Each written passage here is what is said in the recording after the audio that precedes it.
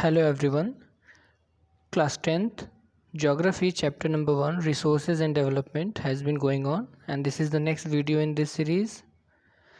I am going to continue from the topic land resources. इस video से पहले अभी तक हम जो कुछ भी पढ़ रहे थे वो डेवलपमेंट से रिगार्डिंग था। डेवलपमेंट कैसा होना चाहिए, रिसोर्स का प्लानिंग कैसे होना चाहिए, रिसोर्स का कंजर्वेशन कैसा होना चाहिए। तो अभी तक हम लोग रिसोर्स के बारे में समझ रहे थे। अब हम यहाँ से स्टार्ट करेंगे कि एग्जैक्टली इंडिया में कौन कौन से रिसोर्सेज हैं और कहाँ पे है और कितना है। तो इसके नेक्स्ट जो चैप्टर भी आएंगे उसमें भी आप इंडिया में जो भी रिसोर्स अवेलेबल है उसके बारे में पढ़ेंगे। ठीक है, तो आइए सबसे पहले हम स्टार्ट करते हैं लैंड रिसोर्सेज। ठीक है,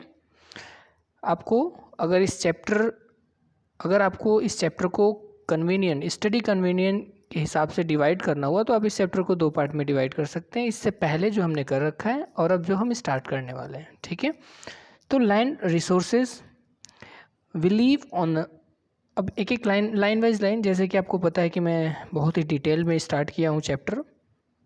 तो आइए स्टार्ट करते हैं। वी लिव ऑन लैंड, आपको पता है हम लोग जिस ज़मीन पे, भूमि पे आप रहते हैं। We perform our economic activities, यहाँ पे हम आर्थिक क्रियाएं करते हैं। इकोनॉमिक एक्टिविटीज़ ऐसी एक्टिविटीज़ जो आपको रिटर्न देता है, आपको फ़ायदा देता है। ठीक है, ऑन द लैंड आप बहुत सारे इकोनॉमिक एक्टिविटीज़ करते हो, खेती करते हो, बिजनेस करते हो, फैक्ट्री सेटअप करते हो, ये सभी एक्टिविटीज़ आप लैंड ज़मीन पे ही करते हो। And we use it in different ways, और अलग अलग तरीक़ों से करते हो। This land is a natural resource. तो आप क्या कह सकते हो कि लैंड कैसा रिसोर्स है? नेचुरल रिसोर्स है। देखो अभी मैं आपको बताऊँ, ये चैप्टर रिसोर्स पे बेस्ड है। आगे आने वाले चैप्टर में भी आप वाटर रिसोर्स पढ़ोगे, ठीक है, मिनरल रिसोर्स पढ़ोगे, लेकिन स्टार्टिंग कहाँ से हो रही है? लैंड रिसोर्स है। क्यों? क्योंकि जो कुछ भी होता है इस धरती पे ही होता है, इस लैंड पे ही होता है, इस ज़मीन पे ही होता है। ठीक है, तो स्टार्टिंग हमारा लैंड रिसोर्स से है। ओके, तो लैंड रिसोर्स कैसा है? नेचुरल रिसोर्स है। Natural resource of utmost importance, सबसे ज़्यादा इम्पोर्टेंस वाला क्या है? ये लैंड रिसोर्स है। It supports natural vegetation. क्यों ये अटमोस्ट में आता है भाई? सबसे ज़्यादा इसका इम्पोर्टेंस क्यों है? क्योंकि इट सपोर्ट्स नेचुरल वेजिटेशन, क्योंकि ये हमारे जो नेचुरल वेजिटेशन है, पेड़ पौधे हैं, ट्रीज़ वगैरह हैं, उसको सपोर्ट देता है। वाइल्ड लाइफ को सपोर्ट देता है, यानी कि जितने भी जंगलों में रहने वाले जानवर हैं, ह्यूमन लाइफ को भी सपोर्ट करता है। इकोनॉमिक एक्टिविटीज़ भी आप यहीं करते हो, ट्रांसपोर्ट में भी सपोर्ट करता है, कम्युनिकेशन में भी सपोर्ट करता है। इसलिए इसको हम क्या बोलते हैं? Utmost importance of natural resource बोलते हैं। ठीक है, next, however land is an asset of infinite magnitude. आपको पता है कि जो ज़मीन है, जो लैंड रिसोर्स है, ये एक एसेट है इनफाइनाइट मैग्नीट्यूड का, जिसका कोई इज़ अ फाइनाइट मैग्नीट्यूड। इसका एक दायरा है, इसका फिक्स एक निश्चित मैग्नीट्यूड है। एसेट तो है लेकिन इसका इनफाइनाइट नहीं है, अनंत नहीं है, इसका भी एक लिमिट है। Therefore it is important to use, और इसलिए ये ज़रूरी हो जाता है हमें यूज़ करना। क्या यूज़ करना भाई? Available land for various purposes, कि जो भी लैंड अवेलेबल है उसको हम डिफरेंट पर्पस के लिए यूज़ करते हैं, और हमें केयरफुल होके प्लानिंग करके उसे यूज़ करना पड़ेगा। ठीक है, इसलिए ये ज़रूरी हो जाता है। क्यों ज़रूरी है? हमें लैंड को प्लान करने की ज़रूरत क्यों है? केयरफुल प्लानिंग से ही हम लैंड रिसोर्स को यूज़ क्यों करें भाई? क्योंकि ये फाइनाइट है, इनफाइनाइट नहीं है, अनंत नहीं है, इसकी लिमिट है। ठीक है, okay. India has land under a variety of relief feature. India में बहुत ज़्यादा वेराइटी है रिलीफ फीचर का। माउंटेन है, प्लेन है, रिवर्स है, बहुत कुछ है। माउंटेन है, प्लेटू, ये सब आइलैंड्स, ये सब क्या है? डिफरेंट फीचर्स हैं।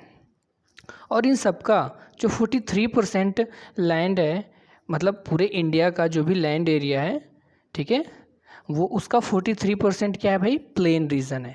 तो आइए इसको इस मैप से समझते हैं। ये जो फिगर दे रखा है, इस फिगर के बेस पे हेल्प से समझते हैं। ये देखिए, जो लैंड रिसोर्स है, इस पूरे लैंड रिसोर्स का हमारे जो भी इंडिया का सरफेस एरिया है, उसका 43% आप देख पा रहे हो यहाँ पे 43% क्या है, 43% प्लेन रीजन है, यानी सबसे ज़्यादा इंडिया में प्लेन है। और यही वजह है कि इंडिया को एग्रेरियन कंट्री बोला जाता है, कृषि प्रधान देश बोलते हैं, ठीक है। ओके, एंड सेकेंड नंबर पे क्या है, माउंटेन है, और थर्ड नंबर पे क्या है, प्लेटू रीजन है। Got it.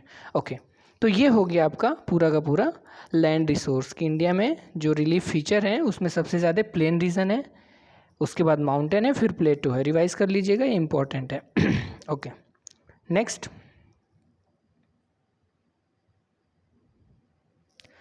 तो यही चीज़ यहाँ पे एक्सप्लेन किया जा रहा है कि 43% क्या है, प्लेन एरिया है, ठीक है। 30% माउंटेन एरिया है। Okay, next. ओके, तो जी जो ये 43% ऑफ लैंड एरिया है वो जो प्लेन है, विच प्रोवाइड्स, ये प्लेन हमें क्या प्रोवाइड करता है, facility for agriculture and industry. आप इसी लैंड पे, इसी प्लेन एरिया में आप इंडस्ट्री वगैरह सेटअप करते हो, एग्रीकल्चर सेटअप करते हो, ठीक है।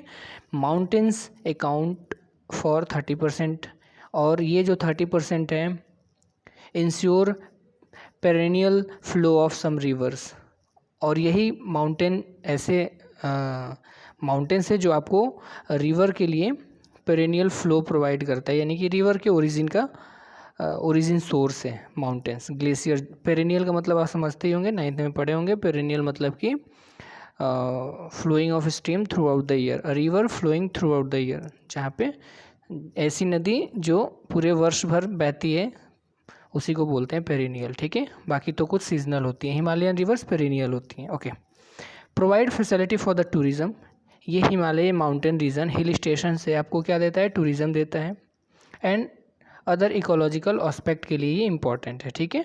27% क्या है भाई, प्लेटू रीजन है, और प्लेटू रीजन आपके लिए reserve, rich reserves of minerals हैं, यहाँ पे फॉसिल फ्यूल्स मिलते हैं, ठीक है, और फॉरेस्ट कवर भी मिलते हैं, ठीक है। ओके, जैसे एमपी वगैरह हो गया, प्लेटू जो इंडिया का रीजन है, ठीक है। प्लेटू रीजन कर्नाटका, महाराष्ट्र, ठीक है, एमपी, छत्तीसगढ़ वाला रीजन, ठीक है, आंध्र प्रदेश, कर्नाटक वगैरह, ये सब रिसोर्स रिच, तेलंगाना वगैरह, ये सब प्लेटू रीजन है। Okay, next.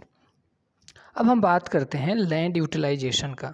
लैंड यूटिलाइजेशन का मतलब क्या होता है, the land used for a purpose, the purpose for which land is used.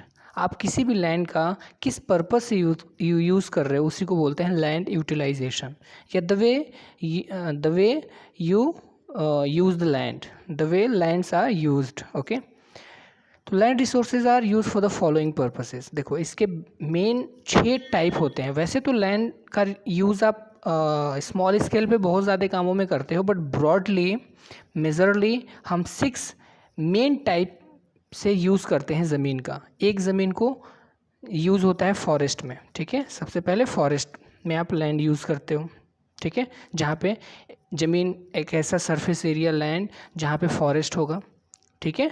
Forest का भी एक अपना पर्टिकुलर डेफिनेशन होता है, पता ही होना चाहिए आपको, ठीक है, जिसका कैनोपी 10% से ज़्यादा हो और एरिया 1 हेक्टेयर से ज़्यादा होना चाहिए।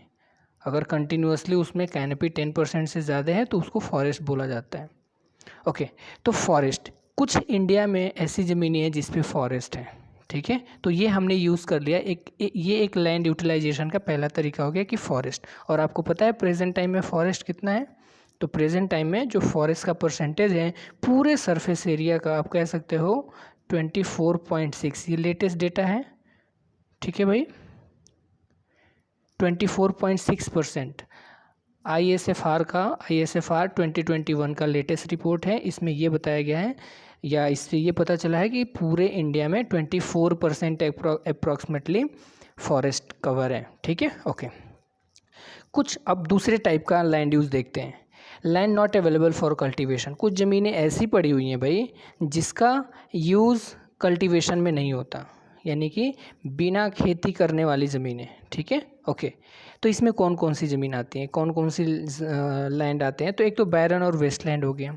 कुछ ज़मीन ऐसे होती हैं जो बैरन, ऐसे बेकार बंजर ज़मीन पड़ी होती हैं, जैसे आपने डेजर्ट वाला रीजन देखा होगा, वहाँ पे ऐसे खाली ज़मीनें पड़ी हुई हैं, वो खेती वेती में काम नहीं आता, वो एग्रीकल्चर में यूज़ ही नहीं होता, कल्टीवेशन ही नहीं होता। आप अपने एरिया में भी देखे होंगे कुछ ज़मीनें ऐसी होती हैं जो बंजर ऊसर पड़ी होती हैं, ठीक है, वहाँ पे कोई काम नहीं होता, वो खेती कर भी नहीं सकते। रीज़न है उसका, कारण हम आपको बताएंगे क्या मेन रीज़न है, ठीक है, क्योंकि उस पर अगर आप कल्टीवेशन करोगे भी तो आप बहुत ही कॉस्ट आ जाएगा उसका, बहुत ही महंगा पड़ जाएगा आपको, ठीक है, ओके। और टेक्नोलॉजी भी नहीं है उतना। नेक्स्ट देखते हैं land put to the non agricultural uses. कुछ ज़मीन ऐसी भी होती हैं जहाँ से रोड निकला हुआ है, ठीक है, तो जिस ज़मीन से रोड पास करेगा वो ज़मीन खेती करने लायक तो रहेगी नहीं। कुछ ज़मीन लैंड जिस पे घर बना रखा है आपने, वो भी खेती करने लायक नहीं है, मतलब उस पर खेती नहीं होता, वो अवेलेबल ही नहीं है। फैक्ट्रीज़, जहाँ पे फैक्ट्रीज़ वगैरह सेटअप हो गए, तो सेकेंड टाइप का ये हो गया, जिसको हम लोग ब्रॉड कैटेगरी में बोलेंगे कि the land not available for the cultivation, कुछ ज़मीनें जो खेती करने लायक नहीं है।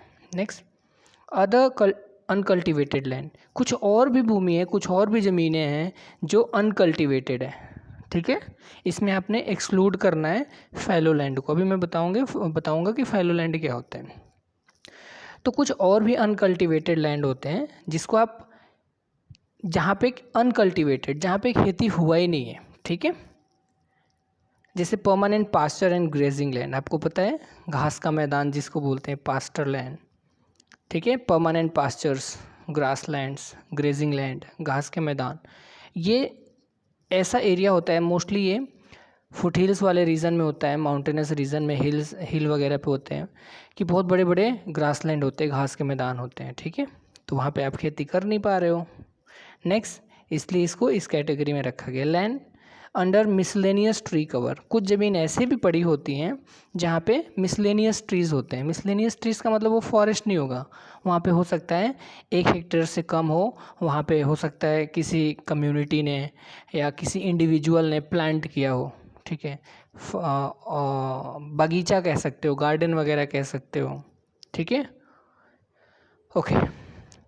ग्रोव्स, मैनग्रोव्स वगैरह वाली ज़मीनें होती हैं, उसको जंगल तो कह नहीं सकते आप, फॉरेस्ट तो कह नहीं सकते, तो ग्रोव्स जो मैनग्रोव्स होते हैं, ओके। तो ऐसे कुछ मिसलेनियस ट्री क्रॉप्स वाले एरिया भी होते हैं, बट यहाँ पे खेती वेती नहीं होगी, इसको आप नेट ज़ोन एरिया में कवर नहीं कर सकते, यहाँ पे खेती हो ही नहीं सकता, पेड़ स्कैटर्ड वे में रहेगा, वो पेड़ पेड़ पेड़ ऐसे चारों तरफ पेड़ रहेंगे, बट वहाँ पे आप खेती नहीं कर सकते, ठीक है, okay. Next, culturable waste land, कुछ ऐसी वेस्ट ज़मीनें पड़ी हुई हैं जो कल्चरेबल है, जिस पे आप एग्रीकल्चर कर सकते हो, बट वो 5 साल से ज़्यादा, more than 5 years agricultural year से वो अनकल्टिवेटेड पड़ा हुआ है।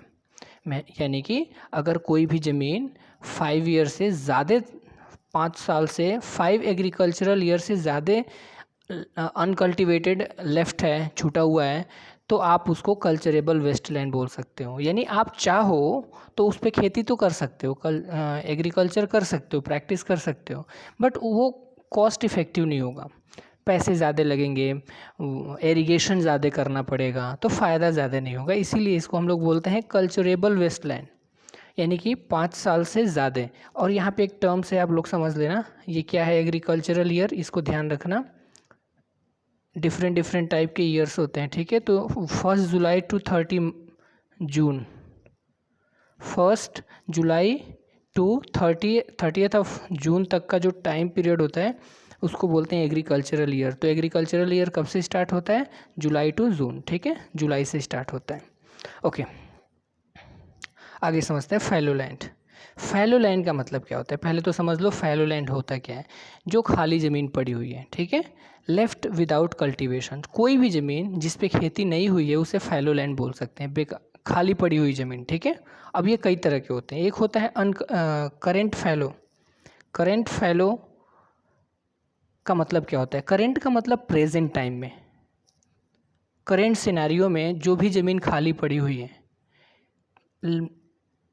1 और लेस देन 1, ठीक है, 1 साल से कम अगर कोई ज़मीन है जिस पे खेती नहीं हो रहा है उसे आप करेंट फैलो लैंड बोलेंगे। हो सकता है जैसे आपने देखा होगा, मैंने ज़मीन खरीदा शहर के आउटस्कर्ट वाले एरिया में, अगर आप देखो तो कुछ लोगों ने प्लॉट करके छोड़ दिया है। तो अगर ज़मीनें खरीद रखी हैं प्लॉटिंग बाउंड्री कर रखी है लेकिन वहाँ पे खेती वेती नहीं हो रहा है और वहाँ पे आप घर भी नहीं बनाए हो, बस आप उसको ऐसे ही छोड़े हो, ठीक है।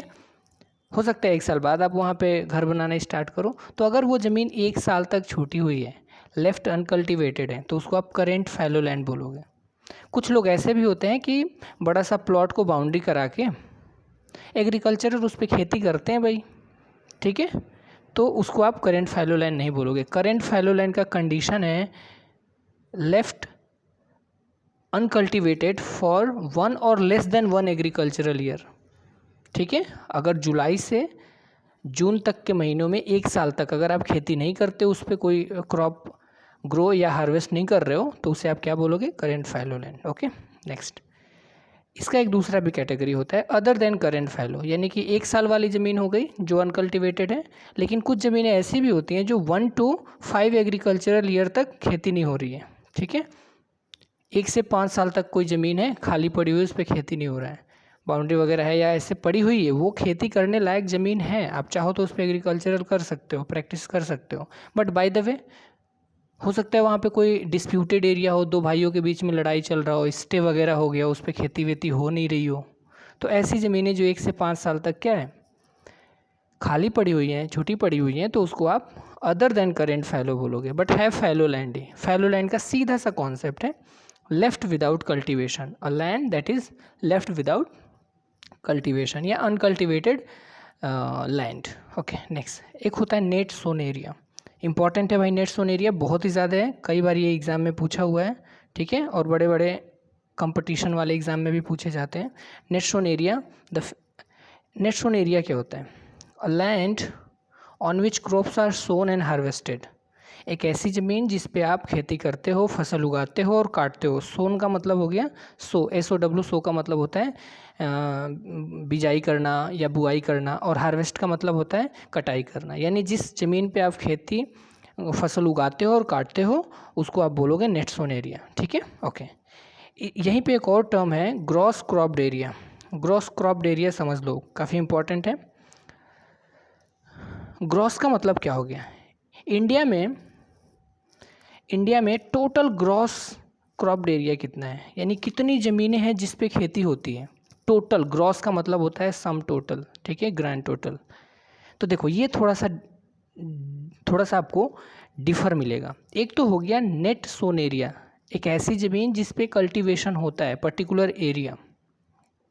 लेकिन ग्रॉस क्रॉप्ड एरिया में क्या होता है कि area sown more than once in an agricultural year. जैसे सपोज करो, इसको थोड़ा समझना होगा, कॉन्सेप्ट है यहाँ पे। अगर मैं बात करूँ कि जैसे आपके पास 1 बीघा या 1 हेक्टेयर या 1 किला, कुछ भी कह लो आप, ज़मीन है, ठीक है, तो उस ज़मीन पे आप 1 साल में 2 फसलें उगाते हो, ठीक है, वीट का, राबी क्रॉप्स एंड खरीफ क्रॉप्स। तो अगर आप एक एग्रीकल्चरल ईयर में 2 क्रॉप को ग्रो कर रहे हो तो आपका एरिया बढ़ गया ना भाई, ठीक है, यानी कि एक ही ज़मीन पे आप 2 बार खेती कर रहे हो, ठीक है। तो ऐसी ज़मीन, ऐसा सोन एरिया जो 1 से ज़्यादा बार अगर खेती हो रहा है तो उसको ऐड कर लो किस में, नेट सोन एरिया में, ठीक है।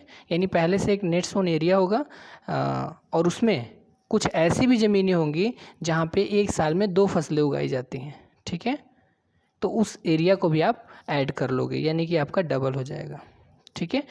अब इसका एग्जांपल समझ लो, अगर आपके पास 1 हेक्टेयर लैंड है, ठीक है, और उस ज़मीन पे, ये तो 1 हेक्टेयर हो गया आपका नेट सोन एरिया जिस पे आप एग्रीकल्चर करते हो, लेकिन अब इस एरिया पे अगर 1 साल में आप 2 फसलें उगाते हो तो आपका ग्रॉस क्रॉप्ड एरिया हो जाएगा 1 हेक्टेयर प्लस 1 हेक्टेयर, तो 2 हेक्टेयर आपका ग्रॉस क्रॉप्ड एरिया हो जाएगा। अगर बाय द वे इस पे आप 3 बार फसल उगाते हो 1 साल में, 1 एग्रीकल्चरल ईयर में, तो आपका ग्रॉस क्रॉप्ड एरिया हो जाएगा 3 ईयर्स, ठीक है, और 3 हेक्टेयर।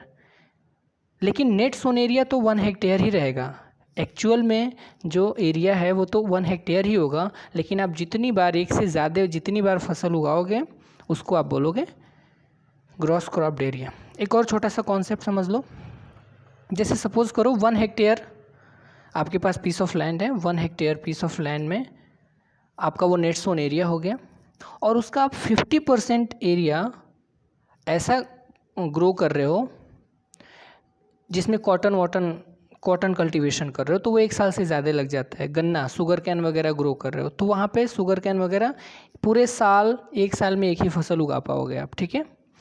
लेकिन आधे में आपने गन्ना, शुगर कैन को आपने लगा दिया, और हाफ हेक्टेयर में आपने क्या किया, धान और गेहूँ, ठीक है, जिसको आप व्हीट एंड राइस बोल रहे हो, ठीक है। तो अब आपका टोटल या ग्रॉस क्रॉप्ड एरिया कितना हो जाएगा, तो नेट सोन एरिया तो 1 हो गया, 1 को ऐड कर लो किसमें, 1 हो गया, प्लस वो ज़मीन जिस पे आप एक से ज़्यादा बार फसल उगा रहे हो वो कौन सा है, वो हाफ है, यानी हाफ पार्ट पे आप एक से ज़्यादा बार ग्रो कर रहे हो, तो 1 प्लस हाफ यानी 1.5 हो जाएगा हेक्टेयर आपका ग्रॉस क्रॉप्ड एरिया। तो काफ़ी इम्पॉर्टेंट है, इसको समझा नहीं पाते बहुत लोग, बट आप इसको ध्यान में रखना, ठीक है। ओके, इसको समझ लेते हैं। थोड़ा सा ये वीडियो थोड़ा सा लेंदी हो रहा है, समझाने में आपको थोड़ा सा टाइम जा रहा है, बट कोई ना, समझ के करिए। ओके, आगे मूव करते हैं। Next, land use pattern in India. India में जो लैंड पैटर्न है वो कैसा उसका पैटर्न क्या है, किस फैशन में, किस तरह से हम लोग यूज़ करते हैं इंडिया में स्पेशली।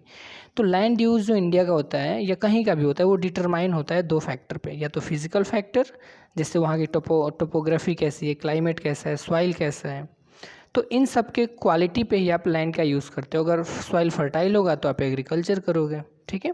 क्लाइमेट अच्छा होगा तो वहाँ पे भी क्लाइमेट के अकॉर्डिंग आप कल्टीवेशन करोगे, ठीक है। अगर टोपोग्राफी माउंटेनस रीजन है तो वहाँ पे आप डिफरेंट पर्पज़ में यूज़ करोगे, टूरिज़्म में यूज़ करोगे, है ना। ओके, और कुछ ह्यूमन फैक्टर पे भी डिपेंड करता है, जैसे पॉपुलेशन डेंसिटी कैसा है वहाँ पे।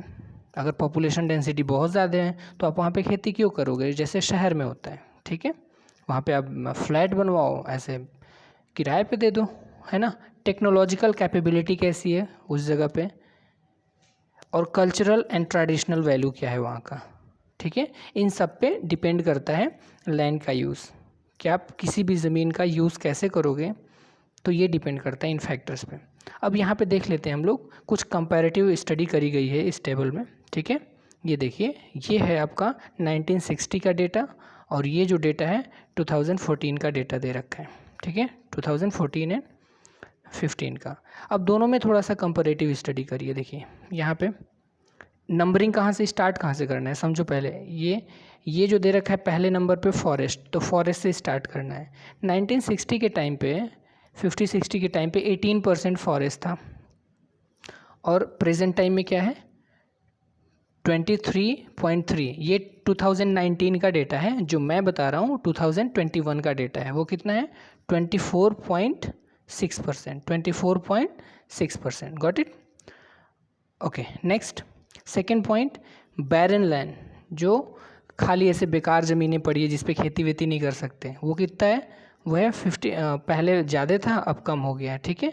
क्यों कम हो गया, रीज़न क्या है, क्योंकि यहाँ पे हम लोग हो सकता है ज़मीन बना दें, फैक्ट्री खोल दें, कॉलेज बना दें, है ना। ओके, थर्ड नंबर पे है area under the non agricultural use, जिससे रोड वोड हो गए हैं, ठीक है, रोड हो गया, फैक्ट्रीज हो गए। परमानेंट पास्चर, ये 4.7% पहले पास्चर लैंड, इतनी ज़मीन 4% की ज़मीन पे क्या था, ग्रेजिंग लैंड था, ग्रास लैंड था, लेकिन अब ये क्या हो गया है, ये कम हो गया है, ठीक है। ओके, तो ऐसे ही आप पूरा का पूरा पैटर्न आप देख पा रहे हो, ठीक है। ये वैसे ही सीक्वेंस में एरिया अंडर मिसलेनियस ट्री आप देख लो, फिर कल्चरेबल वेस्टलैंड, फैलो अदर देन करंट फैलो कितना है, ठीक है, एंड नेट सोन एरिया ये लास्ट वाला है, सबसे ज़्यादा नेट सोन एरिया। तो ये आपको याद रखना है, इसको पता होना चाहिए कि लगभग 45% हमारे पास नेट सोन एरिया है, ठीक है। यानी टोटल इंडिया का जो एरिया है उसमें लगभग आधी ज़मीन, आधे से थोड़ी सी कम, 45-46% ज़मीन पे खेती होती है। समझ गए, ये फैक्ट बहुत ज़्यादा इंपॉर्टेंट है। ओके, नेक्स्ट, ये वीडियो थोड़ा सा लेंदी होगा, you will have to have patience. एक टॉपिक फिनिश कर दें। Total geographical area of India कितना है इंडिया में, टोटल जो जियोग्राफिकल एरिया है 3.28 मिलियन स्क्वायर किलोमीटर, इसको बोलते हैं 32 लाख, लगभग 32 लाख हमारे पास टोटल इंडिया का एरिया है, जियोग्राफिकल एरिया। बट इसका 93% ही हमारे पास अवेलेबल है। रीज़न क्या है? रीज़न ये है कि रिपोर्टिंग एरिया इसको बोलते हैं लगभग, ठीक है। जैसे 32 लाख स्क्वायर किलोमीटर हमारे पास क्या है, ज्योग्राफिकल एरिया है, लेकिन हमारे पास जो रिपोर्टिंग एरिया है जिसका हमने सर्वे कर रखा है वो 93% है, यानी कि लगभग 30 लाख, ठीक है। 30 लाख स्क्वायर किलोमीटर हमारे पास रिपोर्टिंग एरिया है, ठीक है। इसका रीज़न क्या है कि most of the north state जो है ना, आसाम को छोड़ के, असम को छोड़ के, वो रिपोर्टिंग नहीं, उसका सर्वे नहीं हो पाया है। तो क्या रीज़न है इसका? नॉर्थ ईस्ट मतलब कि अरुणाचल प्रदेश, मिज़ोरम, ये ऐसे स्टेट है यहाँ पे डेंस फॉरेस्ट होते हैं, बहुत ज़्यादा जंगल हैं, तो जंगलों में कौन जाएगा सर्वे करने, है ना। तो ये एरिया सर्वे नहीं हो पाया है। असम में सर्वे हुआ है, इसीलिए एक्सेप्ट असम लिखा है। क्यों असम में? क्योंकि ये प्लेन एरिया है, ठीक है, तो इसलिए यहाँ पे सर्वे ईजी है। Moreover Jammu Kashmir occupied by PoK, आपको पता है कि जो JNK है, ये वाला जो रीजन है, ठीक है भाई, ये वाला इधर वाला POK रीजन है, ठीक है, ये POK है, पाकिस्तान ऑक्युपाइड कश्मीर, और इधर वाला जो रीजन है, ये जो अक्साई चीन वाला रीजन है, ये चाइना में है। तो इसका भी हम सर्वे नहीं कर पाए क्योंकि ये डिस्प्यूटेड एरिया है, ठीक है, ओके। इसलिए हमारे पास 93% ही रिपोर्टिंग एरिया है, लगभग 30 लाख स्क्वायर किलोमीटर। नेक्स्ट आगे देखते हैं। The land under the permanent pasture decrease, आपको मैंने पहले ही बता दिया कि पास्चर लैंड डिक्रीज हुआ है, उस टेबल में देखिए और आपको समझ में आ जाएगा।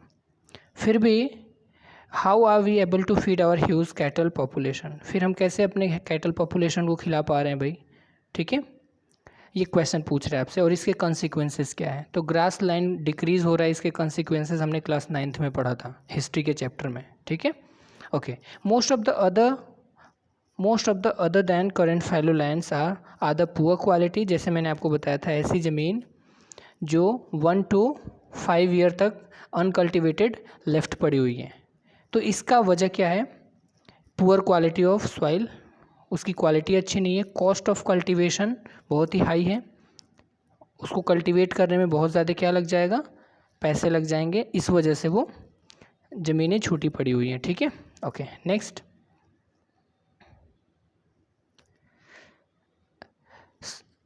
Hence this lands are cultivated once or twice in about 2 to 3 years. अब ये ज़मीनें, होता क्या है कि हर साल इसमें आप खेती कर नहीं पाओगे, हर साल करोगे तो आपके लिए बहुत महंगा पड़ जाएगा। बट ज़मीन आपके पास है, लेकिन अगर आप खेती भी नहीं करते हो तो मन मानेगा नहीं आपका, सोचोगे यार इतने साल से ज़मीन खाली पड़ी हुई है, तो चलो कोई बात नहीं, साल में एक बार, ठीक है, या 3 साल पे एक बार, ठीक है, 4 साल पे एक बार हम उसमें फसल उगा लेते हैं, ठीक है, ग्रो कर लेते हैं। इसीलिए यहाँ पे लिखा गया है कि this lands are cultivated once or twice in about 2 to 3 years, 2 साल 3 साल पे एक बार हम लोग कल्टीवेशन। ऐसी ज़मीनें आप मध्य प्रदेश में देखोगे, MP वगैरह में, ठीक है, महाराष्ट्र वाले रीजन में ऐसी ज़मीन आपको देखने को मिल जाएगी। नेक्स्ट, अगर बाय द वे सपोज करो if these are included in net sown area, अगर इन सभी ज़मीनों को, जिसको हम लोग बोलते हैं fallow land other than land other than current fallow, तो इन ज़मीन को अगर हम ऐड कर दें नेट सोन एरिया में तो हमारा परसेंटेज 54% हो जाएगा, जो अभी कितना है 45% है, 45.5 लगभग, ठीक है। तो अगर हम इन सबको मिला लेते तो हमारे इंडिया का नेट सोन एरिया और बढ़ जाता, ठीक है। Anyway, total the pattern of net sown area varies greatly from state to state, ये क्वेश्चन है, आप लोग इसको प्रैक्टिस कर लेना, ये इंपॉर्टेंट पॉइंट है। The land of net sown area varies greatly from state to state, explain with the reason, ये क्वेश्चन आपके बोर्ड एग्जाम में पूछा गया है। तो आप एक्सप्लेन कैसे करोगे कि कुछ स्टेट ऐसे हैं जैसे पंजाब और हरियाणा, जहाँ पे 80% से ज़्यादा जो ज़मीन है वो कैसा है, वो नेट सोन एरिया में आता है, यानी कि 80% 80% ज़मीन वहाँ पे खेती करने लायक है और 20% पे ही सब कुछ है, ठीक है। लेकिन कुछ स्टेट ऐसे हैं जहाँ पे लेस देन 10% है, जैसे अरुणाचल प्रदेश, मिज़ोरम, मणिपुर, अंडमान निकोबार। समझ में आया? तो इसका कारण क्या है भाई? इसका कारण सिंपल सा है कि जो टेरेन है, पंजाब और हरियाणा वाला रीजन है, यहाँ पे प्लेन रीजन है, हम लोग प्लेन रीजन में आते हैं, ठीक है। पॉपुलेशन डेंसिटी भी कम है, पॉपुलेशन भी कम है। बट अरुणाचल प्रदेश, मिज़ोरम ऐसा एरिया है जो कि फॉरेस्ट कवर है, यहाँ पे बहुत ज़्यादा डेंस फॉरेस्ट कवर है। 85% से ज़्यादा वहाँ की ज़मीनें जंगल है वहाँ पे, ठीक है। मिज़ोरम में सबसे ज़्यादा है, 85% है लगभग। ऐसे अरुणाचल, अंडमान निकोबार हो गया, लक्षद्वीप हो गया, यहाँ पे बहुत ज़्यादा फॉरेस्ट है, लगभग 90%, ठीक है। वहाँ पे फॉरेस्ट ही फॉरेस्ट है, ठीक है। हिली रीजन है, माउंटेनस टेरेन है, इस वजह से यहाँ पे नेट सोन एरिया कम है, सीधी सी बात, ठीक है।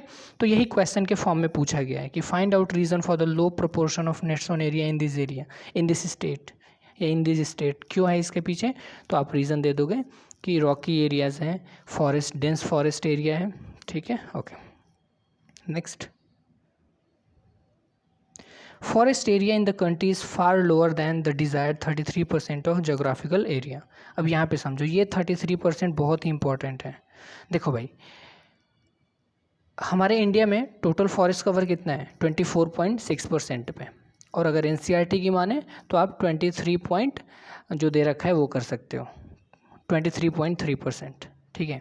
आप कोई भी करो, बस ब्रैकेट में डेटा लिख देना, सॉरी ईयर ऑफ डेटा लिख देना। जैसे अगर आपको लिखना है 24.6%, तो आप ब्रैकेट में कर देना एज़ पर 2021 लेटेस्ट डेटा। अगर 23% कर रहे हो तो आप लिख देना एज़ पर एनसीईआरटी या as per 2019 data. Okay, anyway, तो देखो ये हो गया आपका 33% से हम लोग कम है, इंडिया में बहुत ज़्यादा कम है अभी तो। 33% हमारा डिज़ायर्ड है, और ये डिज़ायर का मतलब क्या होता है? हम ये मानते हैं कि अगर हमारे इंडिया के फॉरेस्ट, हमारे इंडिया के टोटल लैंड रिसोर्स के 33% पे अगर फॉरेस्ट हो जाए तो ये हमारे इकोलॉजिकल बैलेंस को मेंटेन करेगा, ठीक है। ये हमारे लिए ज़रूरी है 33%। तो हमने 1952 में एक नेशनल फॉरेस्ट पॉलिसी बनाया था आफ्टर इंडिपेंडेंस। आपको पता है जो ब्रिटिशर्स थे वो जंगलों की बहुत ज़्यादा डिफॉरेस्टेशन कर दिया था, बहुत ज़्यादा जंगलों की कटाई वटाई कर दी थी।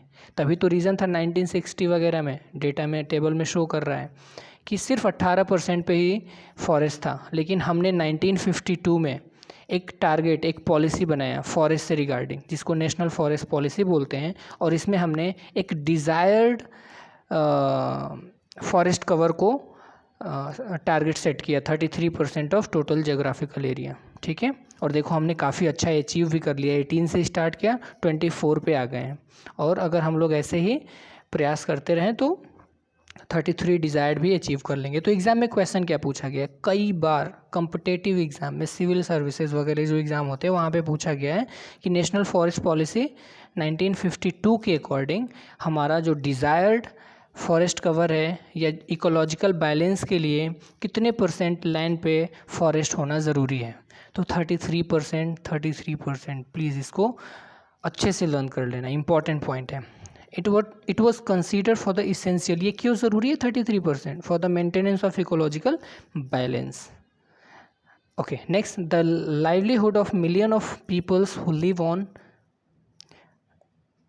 देखो बहुत से मिलियन लोग ऐसे हैं जिनकी जो जीविका है वो किस पे डिपेंड करती है भाई?